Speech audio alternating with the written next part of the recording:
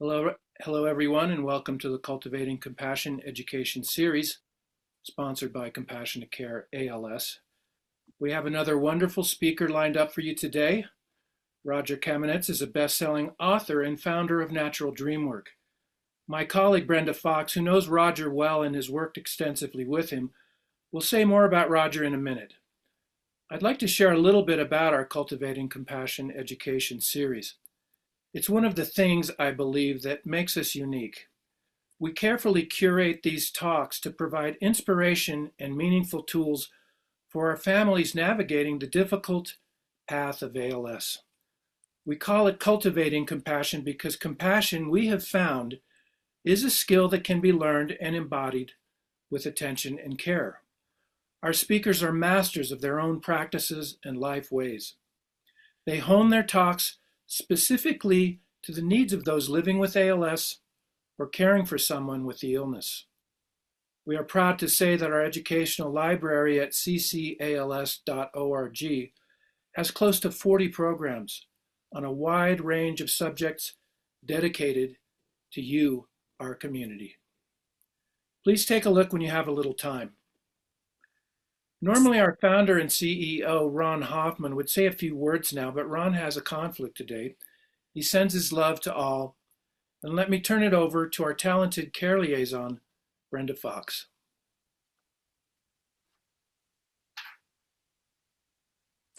I was just letting a few more people in. I met Rodger over 5 years ago now. Through a mutual friend and confidant and amazing guide, Mary Jo Hyan.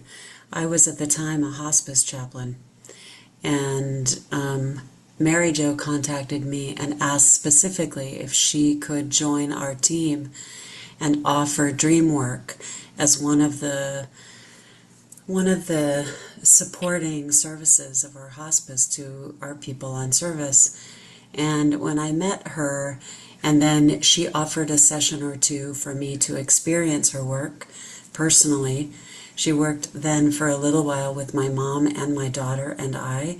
So we had this intergenerational exploration of our dreams during a time after my dad had died with ALS. And so what I found in her work with our folks in hospice was this kind of exploration and expansion of what it means to care for someone in the final chapter of their living and the opening of their dying.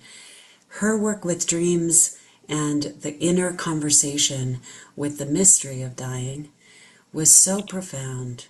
And then I asked at one point for her to introduce me to her teacher and the founder of Natural Dreamwork, Rodger.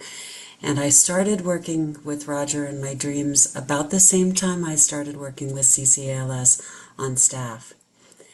And I remember my first conversation with Rodger, and there's lots that could be said about his academic background, his author, his poetry, his kind of breadth of how his voice is available to all of us in different modalities. But today I'm going to center on how my work with Rodger has touched my heart and how my heart and my life has been really transformed and gifted by the dream work that I've done with him over these same years. ALS is one of those afflictions that I think really pulls at our humanity. And whether you are someone who cared for a loved one and that loved one has died, or you're living with ALS yourself, or you're newly diagnosed and you're looking down into this tunnel of affliction and really real uncertainty, I have found Rodger's voice and the work with dreams to adjust my recognition of my own attachments, my own adhesions, the way that I fight with reality, the way that I fight with the mystery of living and loving, and what it means to both give and receive. And because Rodger doesn't, what's the word I want to, Beautifully, Rodger, you are not complicit in my own attachments. You stand just outside enough to look and point to ways that I can relate to my joy, my sorrows, my wonder, and my awe. And so I have come to recognize how I fight with my own assumptions and my own sufferings and how I replicate those patterns. And then I've also had to come to grips through this work with my reluctance to release those things and then to receive the gifts that are available to me through living and through relating and being seen. And all of these things, I think, echo my work with CCALS and why I think CCALS is so unique in its care. And then maybe just to close with my gratitude that over these years, with each of you in CCALS, with the staff, with our families, with the people who attend our gatherings, and with Rodger's accompaniment, sacred accompaniment through my own living, is this deepening of relationship, the deepening of the relationship with the sacred, with my own capacities, and with awe. And so I can't have enough words to describe my gratitude. When I started and I said to Rodger, I'll give you 3 sessions and that'll be enough to chew on for the rest of my days, to explore the mystery of dreams. And I'm 5 years in and I have done lots of other work, but there hasn't been anything quite like this to really change the scripting. So thank you, Rodger, for the deep honor of knowing Mary Jo through you and with you, and continuing to journey and bringing your work now to this beautiful and blessed community.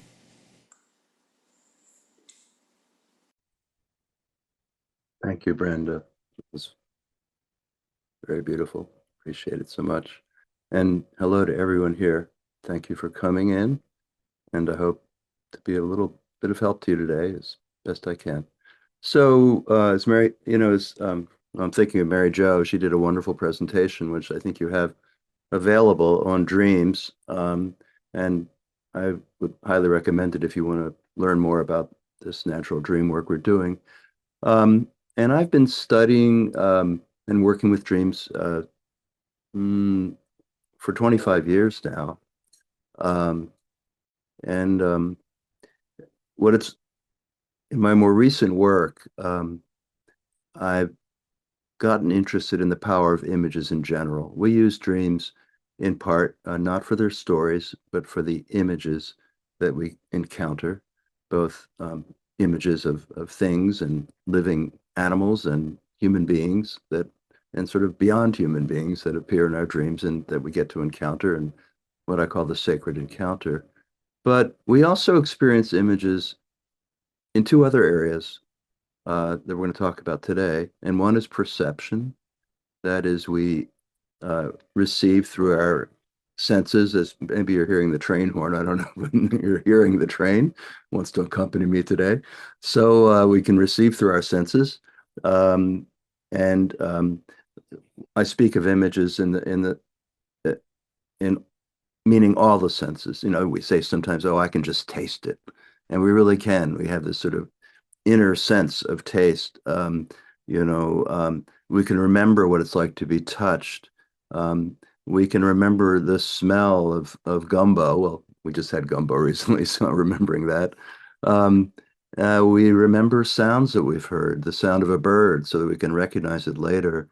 Um, One time I heard a cardinal and I looked up and I had a chance to watch it sing.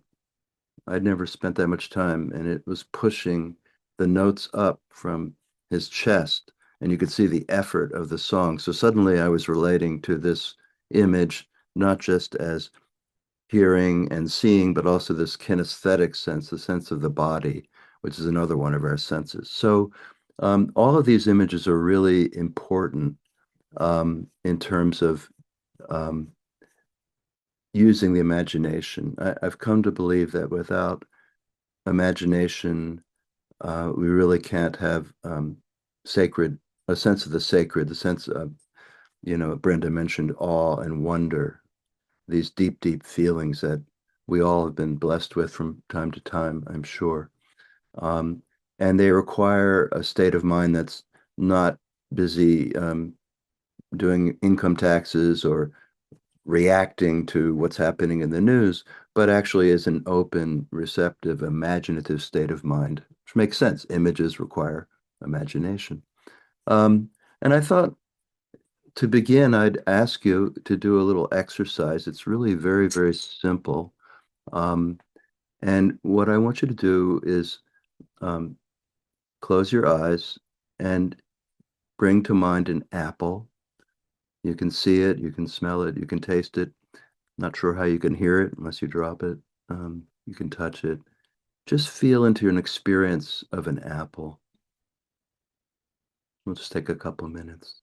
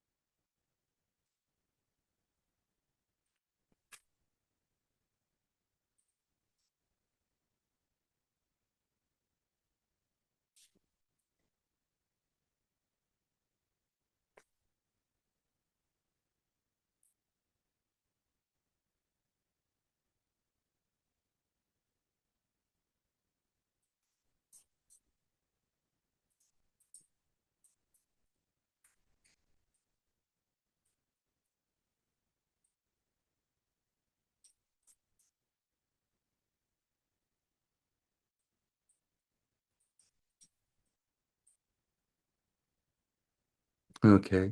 Um, you can leave your apple. You can always come back to it. Um, would anyone like to share either by voice or in the chat what they experienced? If if you do, I'll try to find you. You can either raise your hand in the comments in the bottom or unmute yourself and speak or just write into the chat.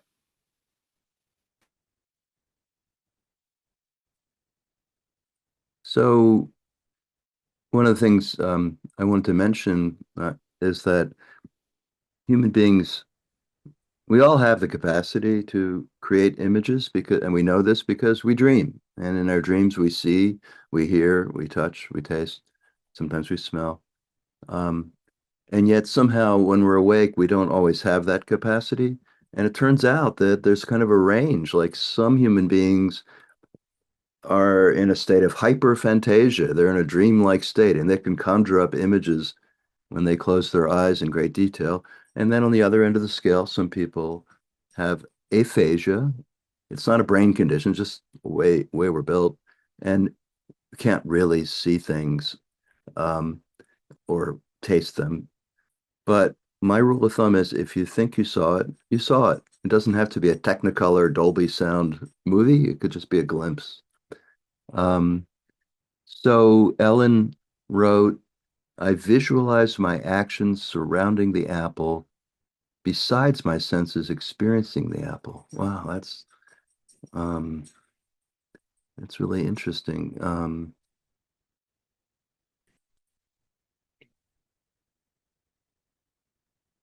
There was like a separation um, between the actions. What I wonder what the actions were.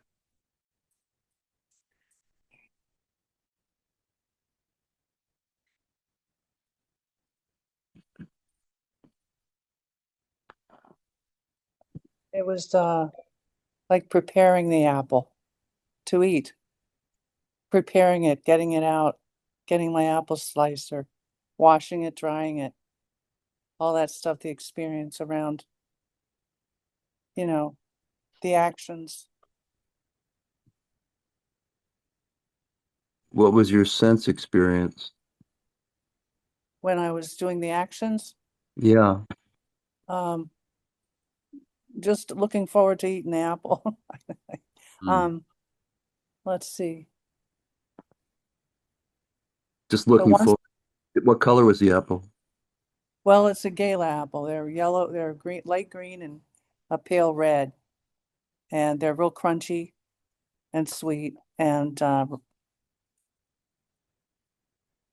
Excuse me. I could definitely remember the taste of the apple and how Yeah. it looked, how it sounds when I cut it. And it was a pleasant visualization for sure. The actions that led up to it, I guess I had to go get it before I could No, just we're just the apple apple. or something. It just kind of appeared there. You didn't do anything to get it, right? It was just there. Was that your experience? No, I had to go to the refrigerator, Oh, the Give actions to get the me, apple, give me one more. and Excuse me. I'll be. okay.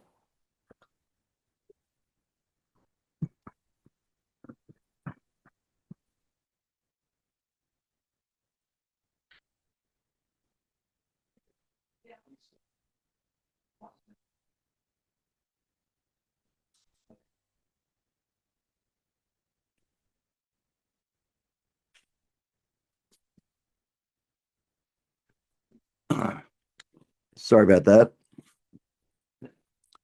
We're having an experience of a steam coming out of a tea kettle.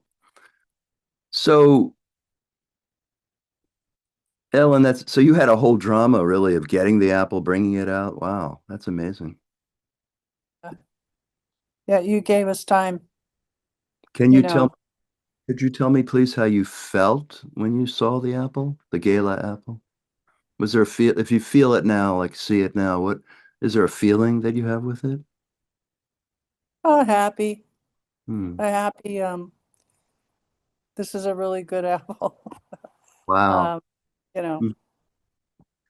Yeah, because I think images hold feelings for us. And so even the simple thing of an apple, it's not just it was a particular apple with a particular color, particular appearance, and somehow there's a feeling with it that for you is happiness. Isn't that nice to know? If we ever need to feel happy, you've got your Yeah, apple. I've got an apple. Yeah. You got an apple. Would someone else care to share their experience? Yes.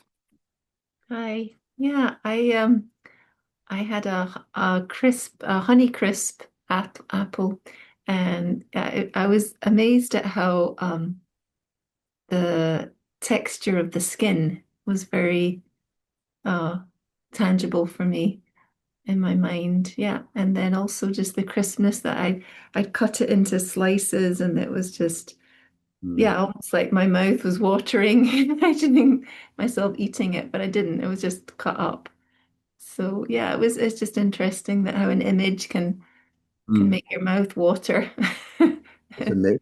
Yeah. Um, it really involves all of your senses and your body. It brings your body into play. Yeah. Um, if you had to describe a feeling associated with that moment of slicing and seeing the inner of the apple and your mouth, Mm. was there a feeling that comes with that? Yeah, I know. I was like, I was happy too that I've got a really good apple. So Hmm. yeah, I was just feeling yeah, I'd chosen well. Yeah. Okay, that's great. Um, let's try one more. Anyone else want to share what their experience was with the apple? Uh, Did anyone have difficulty doing the exercise? Okay, Michael. I'm a practical guy. I felt a sense of loss because it was a staple of mine. I too am a Gala apple fan. It was a healthy snack for me that gave me satisfaction. So, Michael, when you were visualizing the apple, was there a sequence of feeling? I mean, there or it obviously from what you're saying, it came to be pain. Um, Before that, if it, I understand. you can no longer eat them. But what I'm saying is, as you visualized it, what was your experience? Did you actually visualize the apple, or you were unable to visualize it?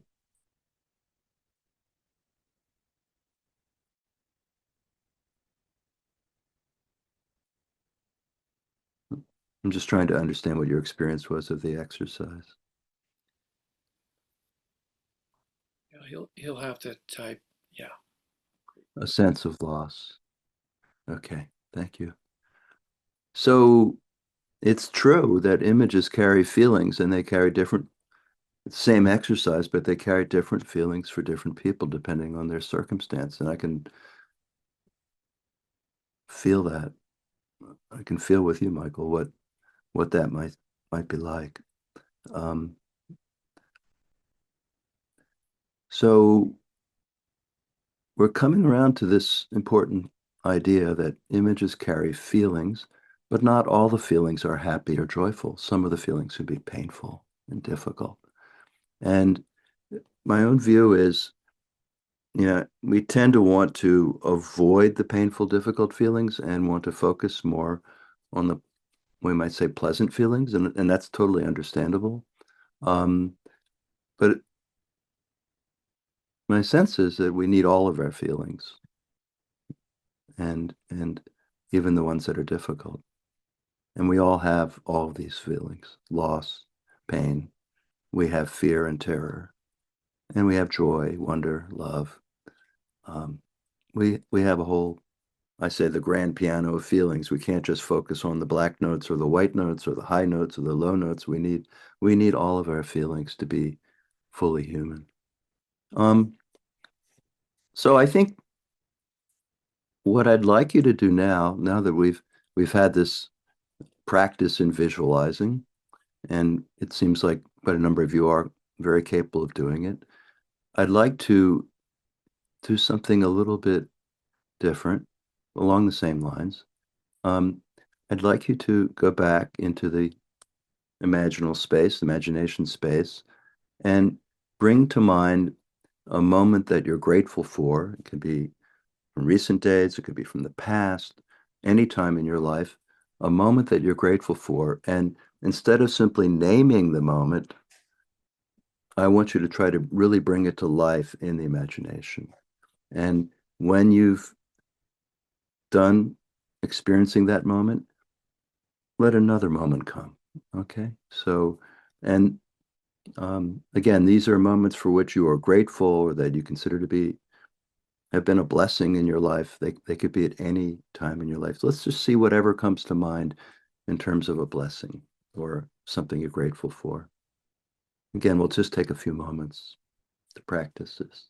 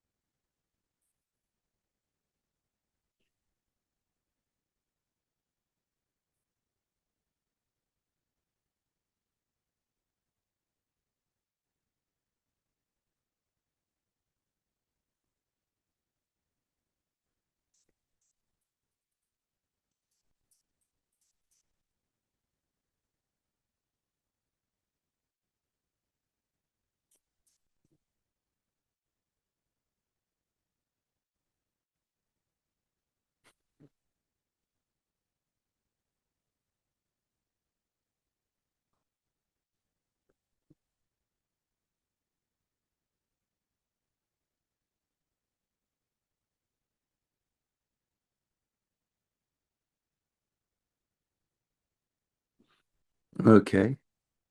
I'm sorry to interrupt the blessing, but let's see if we can come back together. Um, so my own experience when I first did this was so amazing. I just there was a teacher, her name was Eve Ilson, and she just said, count your blessings and close your eyes. And about a half hour later, I opened my eyes again. I had one after another. I'd never really taken time to make my blessings count by counting them, by visualizing them. There's something about using all of our senses to bring them to life that adds the feeling that's in the moment whenever it did occur. Um, Today, I saw my grandson Boaz hold out his arms to me. I tried to think of a friend in childhood, and instead I saw a candy apple, bright red. I have not thought about a candy apple in decades. There's things we would eat as kids, they'd put a stick in the apple and coat it in some kind of sugar stuff, and it was bright, like a horrible bright red, but we thought it was delicious. Um, that reminded me of another time when my dad came and got me out of school, and he was driving a red Impala, so I guess maybe the color red was in mind, and we went on a trip together as a family, which was a pretty rare occasion. Also, leaving school was great. So these were just moments that I, one after the other, that came to mind that I count, that I'm grateful for. So I don't know if anyone would like to share a moment that they really saw and felt.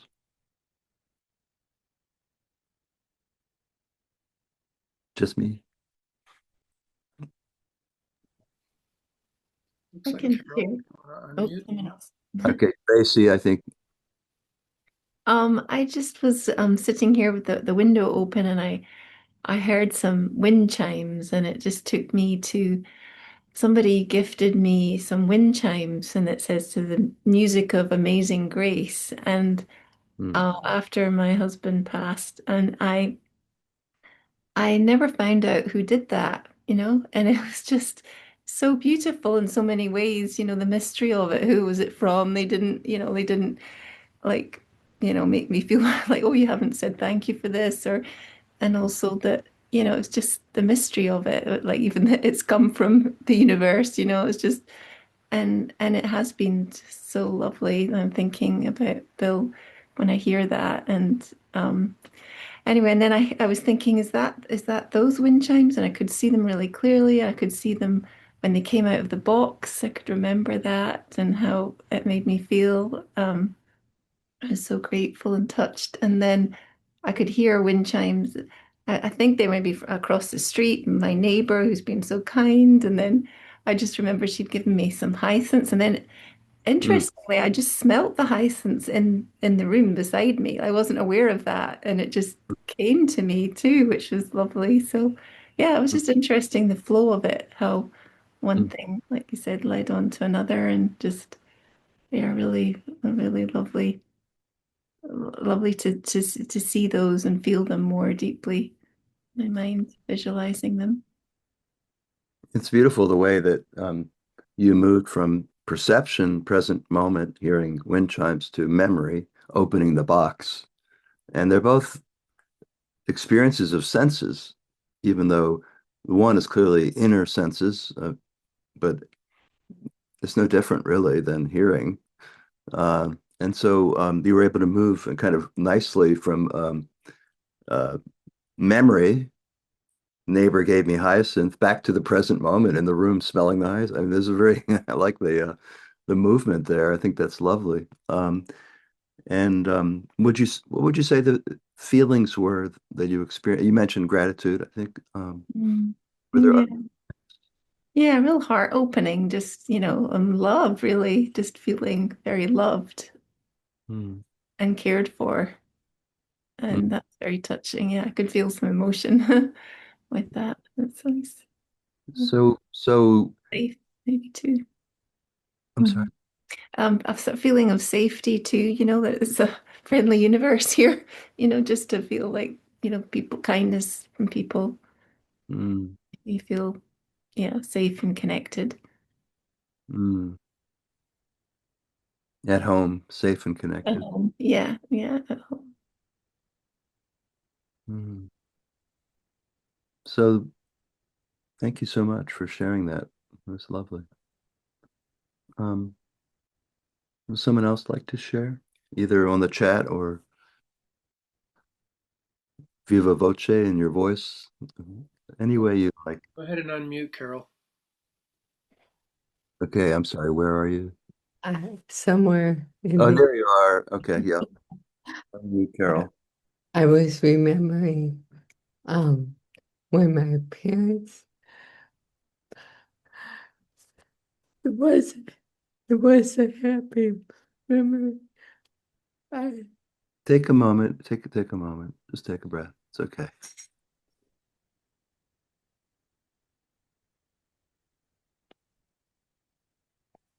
um, I was living overseas, and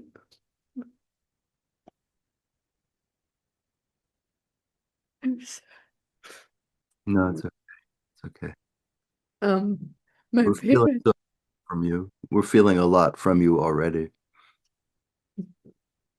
and my parents came to visit, and they weren't the type to travel overseas, but because I was over there, they made the effort. Mm, And I remember my father mm, giving me a big hug, mm, and he wasn't a demonstrative type, mm, but it meant a lot. And then that was the greeting. We spent 2 weeks together all over where I worked and so on and so forth. And then we got in a train in Zurich, and my father, which meant a lot to him, not so much to me, but to him, and he leaned out of the train window and he said, "Remember the Lord." mm, mm, mm, It was for mm, him, that was his way of providing protect, protect, protect for me. mm, And, and I never saw it that way till right now. It was his way of providing protection, mm, um, mm, and sharing what was important to him. And I never had seen it that way before, but mm. um, it's very helpful to reframe it in that way. Right. You, there's so much you gave us, Carol. Thank you so much. So, the the father was not demonstrative usually, but he made the effort. Your parents made an effort to come see you in Europe, I take it. And the big hug, we zeroed in on a certain moment, and of course a hug is a sensual experience. It's Yeah. we feel it and we feel it in the body. It carries so much love also. Um, Mhm. you mentioned, I think, your dad calling out on the train, remember the Lord. I think that's how I heard it. And something about that now you're seeing in a new way. I am seeing it in a clearer way. Yes, beautiful. Yeah. Thank you. Thank you for sharing. So, in ordinary terms, we think of dreaming as separate from perception, as separate from memory, but what they all have in common is imagination, and they all carry feeling. You may wonder about perception. How does that involve imagination? But we don't just perceive with our senses, but with our whole human being. So earlier, when we learned about the hyacinths, she was smelling them in a new way because she was carrying the memory of the neighbor's kindness. And you're seeing things in a new way. So we recreate in memory. And memory is not a file. It's actually an active, imaginative creation, and it can change. And how beautiful that you found a blessing in a memory that you hadn't seen it quite that way before. So this practice of counting our blessings, we can do it every day. Okay. We you don't have to come here and do it. We can do it every day. And I've been doing it and teaching this simple blessing practice for several years now. And then I wrote it up in a book, Seeing into the Life of Things. But I wanted to share with you this practice and another practice that goes with it, which is to socialize it. What I mean by that is in the morning, I get up and try to remember three things from the previous day that I'm grateful for. Some days there are just so many, and some days it's kind of hard to remember any. And then I have my gang with me, so I text to my wife and my two daughters who don't live with us. And I also text to a couple of my Dreamwork colleagues, and we all share our blessings every morning via text chain. Or just sharing them with whoever you're um, with the family and caregivers and those that are with you, to remember a blessing and to spend some time seeing it, visualizing it, feeling into it. I think it's a wonderful practice. And I find it really helpful to cultivate a sense of gratitude, especially when things are tough, when things aren't going very well for me, when I'm not. Sometimes I'm sick. Sometimes I am fatigued, overwrought, upset by the news, upset by closer in things happening to me. I've been sick. I've been, I've had my problems. So I'm just saying that, and I can also remember blessings. In other words, I don't have to be completely um, only in the present moment, whatever I'm experiencing and bearing. I can also go to this place of memory and bring to mind a blessing and kind of collect them, So I've been recording them for years now, but if you sat down, even if just to remember each day one blessing from any point in your life, I think it can be really a helpful practice. Um, and if you like doing it and would like to share it with others and teach to others, I think it's also a great way to share what's going on inside of you with other people who may not even know your inner life. It's surprising what my wife posts, on her. What, really? You were thinking that? I had no idea. So it can really be helpful in learning about the inner life and the feelings of others. Um, so I wanted to see if there were any questions or thoughts um, before, before I have to go. So does anyone have a question about this blessing practice? I'm going to post here a little bit of uh, let's see if we can, excuse me, technical difficulties. Let me see if I can make this work.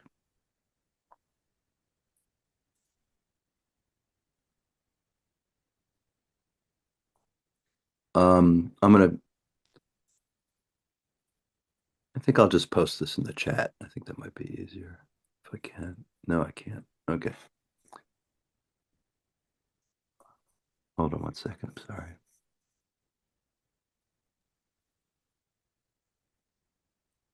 Okay.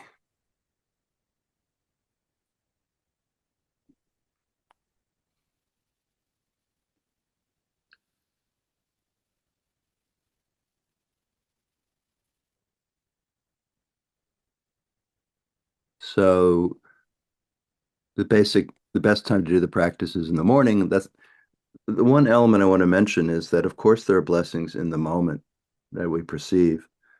It could be an act of kindness, someone takes care of you, brings you a glass of water. It could be such a simple thing. Um, but I do this as a memory practice so that I try to remember blessings, in my case, from the previous day. Uh, you could modify that to just remember blessings in general. We just sit quietly, close your eyes, count your blessings, try to pick a once. That moment of being hugged by the Father. Okay, that's a once, right? That's a single moment. Um, Opening the box of the chimes, that's a single moment. So if the more we kind of intensify and focus on single moments, there's so much feeling that comes with it. So to share it after you've practiced for a while, we simply set up a text chain or email chain or whatever works for you. Um, they can be recorded. They can be shared personally. But I think sharing the blessings with others and encouraging them to share their blessings with you is a really wonderful way to connect with other people. So I'm going to stop the share, and I will get a copy of that to y'all if you want it. Anybody have any questions so far? Or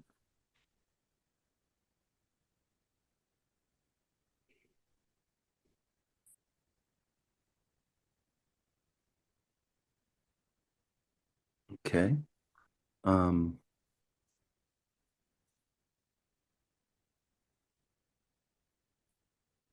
so I guess there's time to talk a little bit then about um, another concept, which would be spots of time.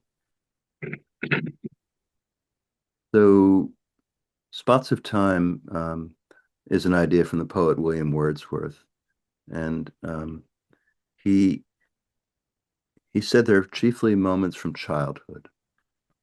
There's special kinds of memories from childhood, and the feelings in them can be joyful, but they can also be full of fear, or they could be moments of mystery. We don't really understand what happened, but it left a mark on us. Um, I had I I asked an artist once if she remembered such a spot of time. So what Wordsworth did with these is he would come back to them and they would restore his impaired imagination. He viewed being depressed, and we all get depressed, as impaired imagination, as broken imagination. But we can restore broken imagination by calling to mind certain moments, especially from childhood, similar to these blessing moments. Um, so I asked a woman once in a gallery if she remembered anything like that, and she told me a story about it. It was winter time, and the neighbor had a German Shepherd, and she was really scared of this dog. And the German Shepherd came up to her and put his mouth around the glove, and she was terrified, and then gently pulled it off. That that was her spot of time. Yeah. I don't know. I guess I'm a bookish fellow, but my spot of time that I keep remembering is I was 5 years old and I was in a sort of a first grade class, and I saw the letter I and the letter S in a little book we were about to read, and I spelled it out, and I knew this was right. Eyes. I knew that IS spelled eyes, and I've never forgotten the feeling of joy and discovery, even though I was wrong. It didn't matter. But it really carries for me is still this sense of like, oh, letters can turn into words. I found out for myself, and that was such a beautiful moment for me. So, um, if you want to try that exercise, um, see, can anyone bring such a moment to mind? It could be a very simple moment from childhood that stands out for you.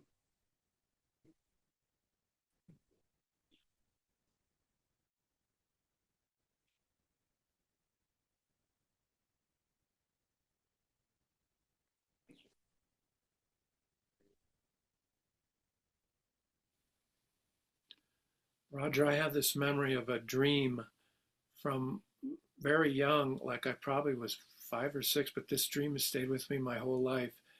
Right. And in the dream, I wake up. We lived in this little house in downtown Denver, and I woke up in the dream and went to the back door and opened it, and there stood some creepy dude with a gun, and I Mm, woke up in a fright. mm, And that dream has stayed with me mm-hmm, my whole life, like of all the dreams that I've had. So mm. that's definitely a spotlight for me.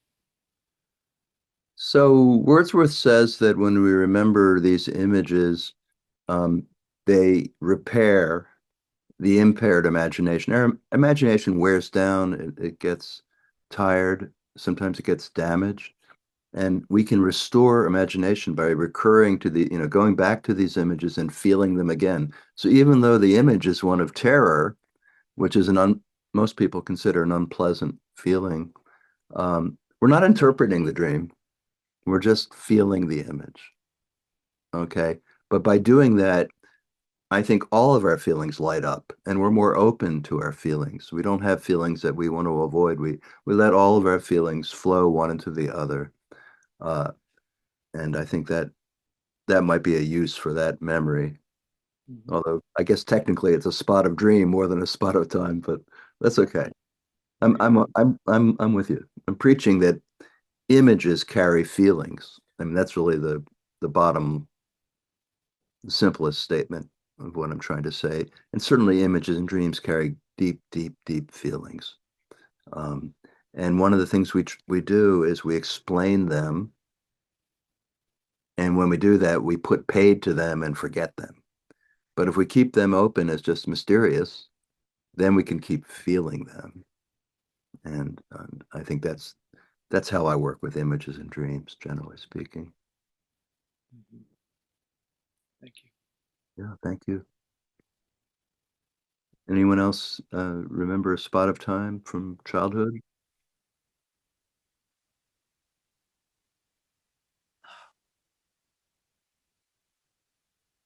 What's occurring to me right now, Roger, is not exact. I mean, I have spots of time clearly from childhood, and when I go back to the memory of the call of my dad's diagnosis with ALS, Mm, that has such a kind of huge turn of life momentum, and I can remember where I was and where when the call came in, what it took away from my breath, mm. and kind of and I think of others as they've described, all the work that it can take till you lead up to that diagnosis, but how that diagnosis has such a potent spot of time that turns everything in life kind of on its head. It's an axial moment. And we experience many axial moments. I mean, when I was doing the blessings just a moment ago, I remembered the moment I saw my daughter being born. And it was 45 years ago. I still remember it vividly. And I said, "It's a boy." And then the doctor said, "Correction." It was a girl. So, because I just saw the head, I don't know.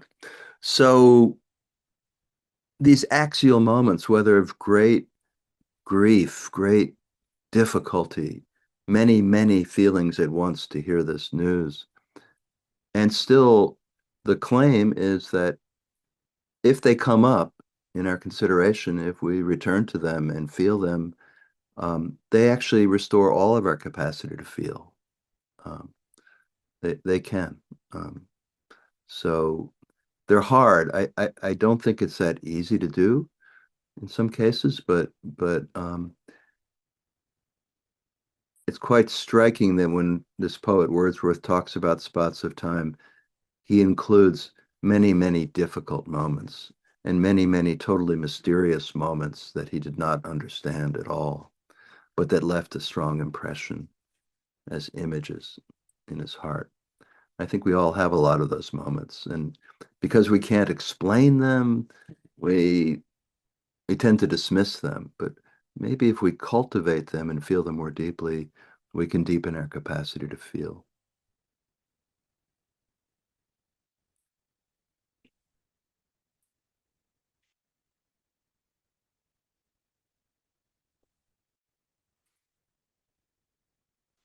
One of my clients told me this spot of time from childhood.